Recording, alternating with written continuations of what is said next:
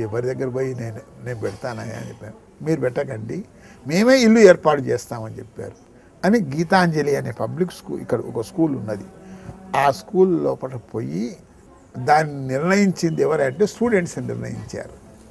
ఇప్పుడు చెప్పండి, నేను పెట్టినా లేక స్టూడెంట్స్ ఎంతో దీన్ని పెట్టినరా అని చెప్పండి. నేను పెట్టింది కాదు ఇది. నేను పెడితే పిల్లలు 4 గంటల రాత్రి రమ్మంటే వస్తారా అని అడుగుతున్నా. నేను రాను. పిల్లలు మీరు ఎప్పుడు వస్తారో అని అడిగాను. ఉదయం వస్తాం సార్. ఎందుకయ్యా అని అడిగాను. మాకు 8 గంటల నుంచి ఇంటర్మీడియట్ కాలేజీ మొదలవుతుంది, షిఫ్ట్ సిస్టమ్ స్కూల్ ఇది. మేము 8 గంటల క్రితం ఇంటర్మీడియట్ కాలేజీకి పోవాలి, అది వెళ్ళక ముందే ఇది పూర్తి చేసుకోవాలి మేము, కాబట్టి మేము 4 గంటల రాత్రికి వస్తామని చెప్పారు. అంటే దీని క్రమశిక్షణను, దీన్ని ఏర్పాటు చేసింది స్టూడెంట్స్. ఇప్పటి ఉపాధ్యాయ వృత్తి పట్ల మీ అభిప్రాయం ఏంటండి? కొంతవరకు కల్మషం అయింది అంటారు. అన్నిటిని మార్కెట్ చేసినట్టే దీన్ని కూడా మార్కెట్ చేశారు. ప్రపంచాన్ని మొత్తాన్ని మార్కెట్ చేశారు. రాజకీయ నాయకుడు మార్కెట్ అయిపోయాడు, ఐఏఎస్ ఆఫీసర్ మార్కెట్ అయిపోయాడు, టీచర్ కూడా మార్కెట్ అయిపోయాడు. ఈ అందరం కూడా మార్కెట్కు బానిసలమయ్యామని మాత్రమే చెప్తున్నా. మీకు నచ్చిన రాజకీయ నాయకుడు ఎవరు? ఆయనలో మీకు నచ్చిన అంశాలు ఏంటి? నాకు ఈ తరం ఇప్పటికన్నా రాజకీయ నాయకుల్లో ఇప్పటికీ నాకు సుందరయ్య గారి గొప్ప విషయం. పుచ్చలపల్లి సుందరయ్య గారు చాలా గొప్ప విషయం, గొప్ప నాయకుడు. ఎందుకోసం అంటే మా ఊళ్ళు తిరిగాడు అతను.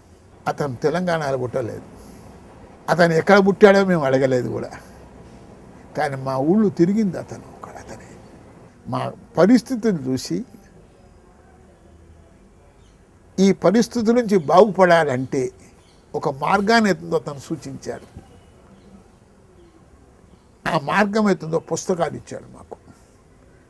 ఆనాడు ఉన్నటువంటి యొక్క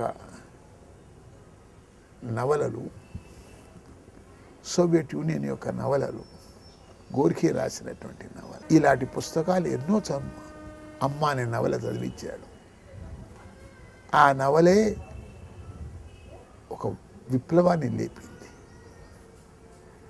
మా దగ్గర వెట్టి చాకిరి చేసేవారు ఆ నవల చదివిన తర్వాత మేము వెట్టి చాకిరి చెయ్యమన్నారు. అదే వెట్టి చాకిరి వ్యతిరేక ఉద్యమము భూ ఉద్యమంగా మారింది. ప్రతి వేసవి వచ్చే వరకు అవుతుందో భూమి నుంచి బేదకలు చేసేది అదే భూ ఉద్యమమే. దున్నేవానికి పొలం అనే నినాదం తీసుకొచ్చి పెట్టింది. అదే ఉద్యమమే నైజాం వ్యతిరేక ఉద్యమంగా మారింది. తెలంగాణ సాయుధ పోరాటంలో మీరు పాల్గొన్న సందర్భాలు ఏంటి? పాల్గొన్నాను కాబట్టి దానికి అది చూసుకుంటే నాకు పులకరిస్తుంది. ఆనాటి పరిస్థితుల్లో పుస్తకాల్లో చదువుకున్నది అతను మేమెంతో అనుభవించాం. ఆ పుస్తకాల్లో చదువుకున్న దానిలో Latin American countries, Soviet union వాళ్ళు ఏం పోరాడారో అలాంటి పోరాటం మనం కూడా చేయాలనే కుతూహలం ఇక్కడ జరిగింది. అదే సాయుధ పోరాటం. ఆ సాయుధ పోరాటంలో పాల్గొనే అవకాశం చిక్కింది కాబట్టి నాది అనుభవించిన రాజకీయాలు కానీ చదువుకున్న రాజకీయాలు కావు అని మీకు చెప్తున్నాను. మీ విలువైన సమయాన్ని మాకు కేటాయించినందుకు చాలా సంతోషం అండి.